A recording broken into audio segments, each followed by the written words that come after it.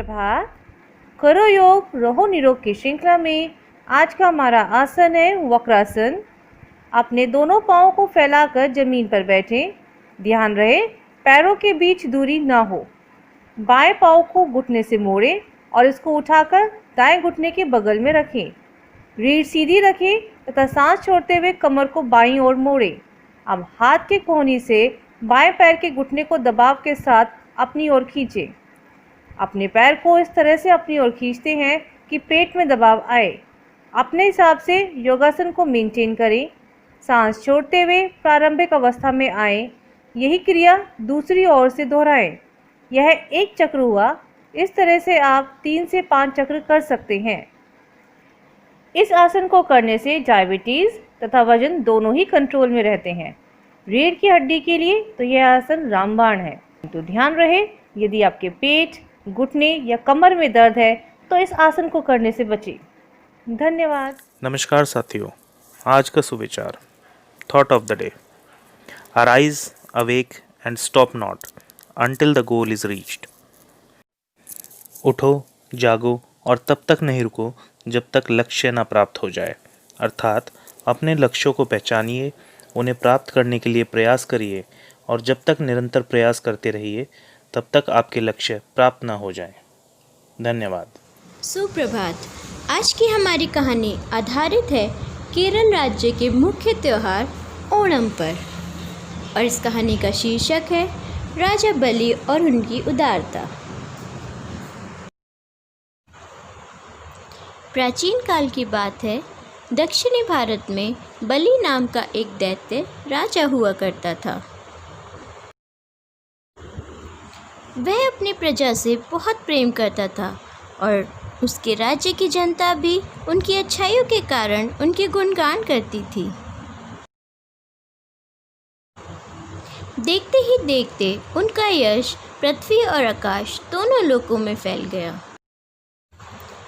उनका यश बढ़ते देखकर सभी देवी देवताओं को चिंता होने लगी। तब उन्होंने भगवान विष्णु से जाकर अपनी चिंता व्यक्त की।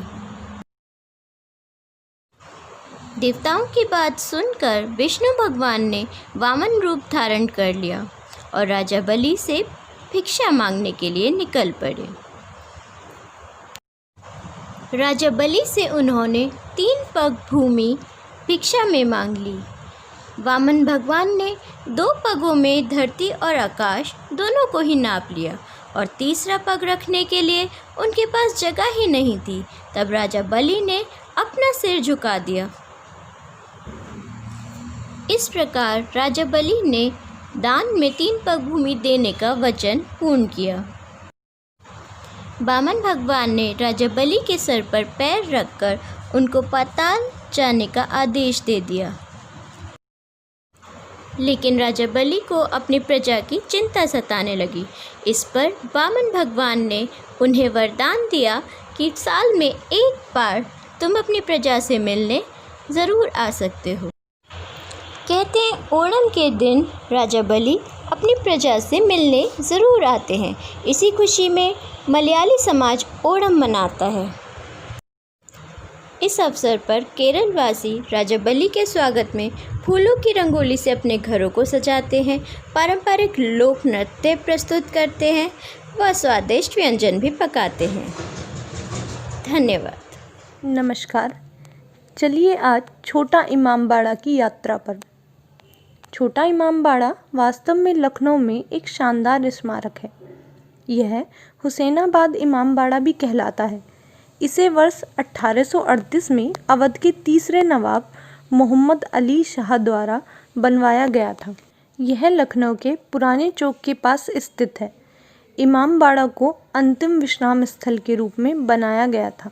इसमें नवाब व उनके परिवार की कब्र भी है। यह इमारत अकाल के दौरान बनाई गई थी। हजारों मजदूरों को फूड फॉर वर्क प्रोग्राम के लिए आजीविका प्रदान की गई। छोटे सोने का गुंबद, बुर्ज और मीनारों के साथ छोटा इमामबाड़ा का डिज़ाइन 4 बाग पैटर्न पर आधारित है। इमारत में कांच का उपयोग फारसी वास्तुकला को दर्शाता है। इमामबाड़ा की दीवारों को अरबी सुलेख के साथ अंकित किया जाता है। छोटे इमामबाड़ा को पैलेस ऑफ लाइट्स भी कहा जाता है, जिसे त्योहारों के दौरान रोशन किया जाता है। यहाँ के इंटीरियर को सजाने वाले झूमर बेल्जियम से आयात किए गए थे। मनमोहक झूमर और सजावट के कारण विशेष रूप से भवन को प्रकाश देने वाले चंद इमामबाड़ा लखनऊ के मध्य में बड़ा इमामबाड़ा के निकट स्थित है। शानदार संगमरमर के काम, रंगीन झूमर व विशाल उद्यान के साथ यह राजसी इमामबाड़ा है। यहाँ पर बाहरी कुरान के छंद स्मारक की दीवारों पर इस्लामी सुलेख में लिखे गए हैं। यह आगंतुकों को आकर्षित करता है। इस इमामबाड़ा में 2 हॉल व एक शेनाशेन है। इसके अलावा इमारत के भीतर मोहम्मद अली शाह और औपचारिक ताजिया का मुकुट है। इस इमारत में एक सोने का गुंबद, मोहम्मद अली शाह, अली की बेटी व कब्रों के रूप में निर्मित ताजमहल की 2 प्रतिकृतियां शामिल हैं। छोटा इमामबाड़ा के सामने सतकंडा है। इसका शाब्दिक अर्थ है 7 मंजिलों से। नवाब अली शाह की मृत्यु के बाद अधूरा टावर के रूप में सतखंडा को खड़ा किया गया था। छोटा इमामबाड़ा के अंदरूनी हिस्से अवध के गौरव की कहानी को बयां कर। यह चमत्कारिक संरचना अपने 5 मेहराबदार दरवाज़ों के लिए जानी जाती है, जो इस्लाम के 5 महत्वपूर्ण धार्मिक नेता के महत्व पर बल देते हैं। है ना अद्भुत कलाकृतियों से सुशोभित छोटा इमामबाड़ा। जब लखनऊ जाएं तो छोटा इमामबाड़ा भी ज़रूर घूम कर आएँ। धन्यवाद। नमस्कार। चलते चलते में हमारी आज की गतिविधि है छोटी बड़ी संख्या।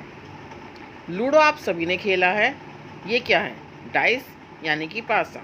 जब आप डाइस फेंकते हैं तो आपको 1 से लेकर 6 तक संख्या मिलती हैं। सबसे छोटी संख्या होती है 1 और सबसे बड़ी संख्या मिलती है 6।